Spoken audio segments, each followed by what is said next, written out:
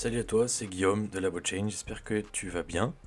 Et j'ai le plaisir aujourd'hui de nouveau parler de la loi de puissance, Power Law. J'ai déjà fait une vidéo sur le sujet, même voire deux, mais surtout une assez importante.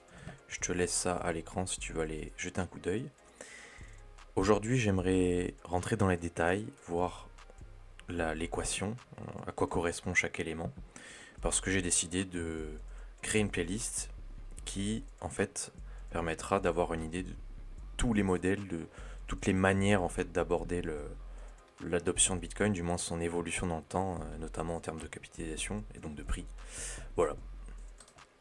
Et j'allais oublier, viens en discuter sur Telegram, donc tu as le lien dans la bio, tu pourras rejoindre le canal et une fois que j'aurai publié, si tu as des questions ou quoi que ce soit, tu pourras partager ça et on pourra voir ça tous ensemble. Alors la différence fondamentale entre un modèle logarithmique traditionnel comme j'ai pu réaliser il y a quelques jours, je te laisse aussi à l'écran la vidéo si tu veux aller voir, et une loi de puissance, Power Law, eh bien, réside dans la façon dont ces modèles décrivent la croissance et la relation entre les variables, les différentes variables qu'on va voir. Donc la forme mathématique de la puissance, elle est là. P, c'est le prix de BTC, ici. T, c'est le temps, en jours depuis le Genesis block, le tout premier bloc de Bitcoin, le 3 janvier 2009. Ici. Ensuite, on a A, c'est la pente de la droite dans l'espace log-log, qui reflète en fait la vitesse de croissance du prix avec le temps. Et N, c'est l'exposant de la puissance, de la loi de puissance, pardon. Et tout ceci provient de la formule d'origine, P égale A fois T puissance N. Et on a aussi la forme de régression linéaire, qui en fait est similaire, c'est simplement une autre manière d'écrire en fait la chose, mais ça correspond bien. C'est donc ceci avec B comme ordonnée à l'origine de la droite. Voilà, donc ça c'est histoire d'avoir une idée de l'équation et comprendre un peu plus, quoi. Donc, on pourrait là se demander comment on fait pour trouver les variables, donc, notamment A et N dans l'équation. Parce que là on a donc P égale A fois T puissance N. Et bien A donc c'est le coefficient de proportionnalité et N c'est l'exposant de la puissance. Cela revient à faire un ajustement de courbe, aussi appelé curve fitting, sur des données empiriques. Et oui, on ne tire pas ça de son chapeau, ça reste basé sur des données empiriques. Donc concrètement, on commence par collecter une série chronologique contenant le prix de BTC, hop, jour après jour. Donc oui, BTC parce que là on parle de l'unité, on ne parle pas du protocole du réseau, avec la date associée. Ensuite, pour chaque prix, on convertit la date en nombre de jours écoulés depuis le 3 janvier 2009. Voilà. Ce nombre de jours devient la variable T. On applique ensuite un logarithme en base 10 aux deux séries, donc d'un côté au niveau du temps, au niveau du prix, donc ça finalement abscisse ordonnée, en logarithme en base 10, ou voilà, P le prix de BTC. Voilà. On obtient ainsi un nuage de points dans un espace log-log. Voilà. On effectue alors une régression linéaire sur ces points, c'est-à-dire qu'on a juste une droite qui modélise la relation entre les deux. Cette régression fournit deux éléments, la pente de la droite, notée A, qui correspond à l'exposant N dans la formule du modèle Power Law, et l'ordonnée à l'origine, notée B, qui correspond à log A. On peut alors calculer le coefficient A en prenant 10 à la puissance B, soit A égale 10 puissance B. En résumé, B est l'ordonnée à l'origine de la droite dans le graphe log-log, et A est le coefficient multiplicatif dans la formule P égale A fois T puissance N.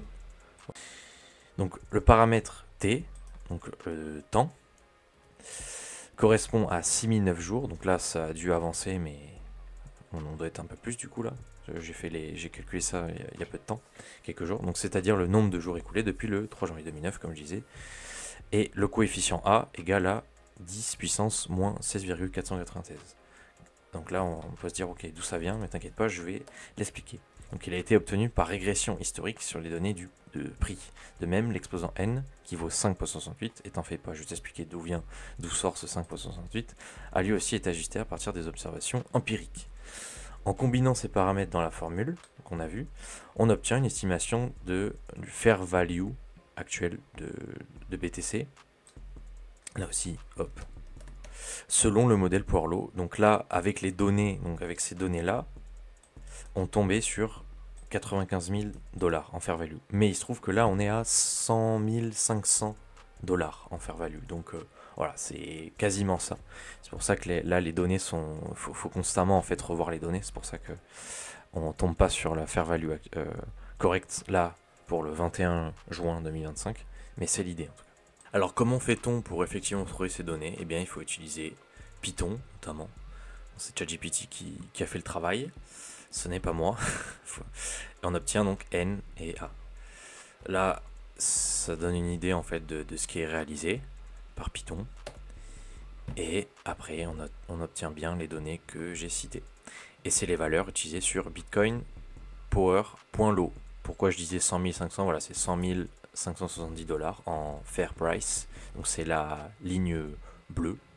Donc actuellement, on est pile dessus. Hein, enfin, on est un petit peu plus cher, parce que là je crois qu'on est à 103 000, 104 000, ouais, 103 000, presque 104 000 $. Mais là on est vraiment dessus, quoi. Voilà, donc on n'est pas encore entré dans la zone de rouge ou de blow-off top. Et on est loin là du support, donc à 40 000 $. Et d'ailleurs, là on pourrait se demander qu'est-ce que ça donne en linéaire. Mais en linéaire, c'est pas pareil, parce que là, voilà, là on se rend compte que au point où on est là actuellement, c'est invisible. Par contre, à partir de voilà 2000, on peut dire qu'il y a que le suddenly moment. D'ailleurs, ce serait lié à la courbe logistique, la courbe en S-curve. Et si ça devait commencer, ce serait plutôt par là, à partir de 2028, de 2030, quoi. Et on se rend compte que l'échelle après, elle est vraiment plus pareille en linéaire. En en fair price, voilà, en 2050, on est à 15 millions, un truc comme ça, ouais. Bon, c'est dans 25 ans, mais ça va aller vite, je te le dis. Voilà, donc c'est très intéressant, c'est l'approche la plus scientifique. Je traiterai aussi l'aspect de corrélation, donc pourquoi est-ce que la loi de puissance calquée à l'évolution du prix de BTC est remarquable, c'est surtout du fait de la corrélation.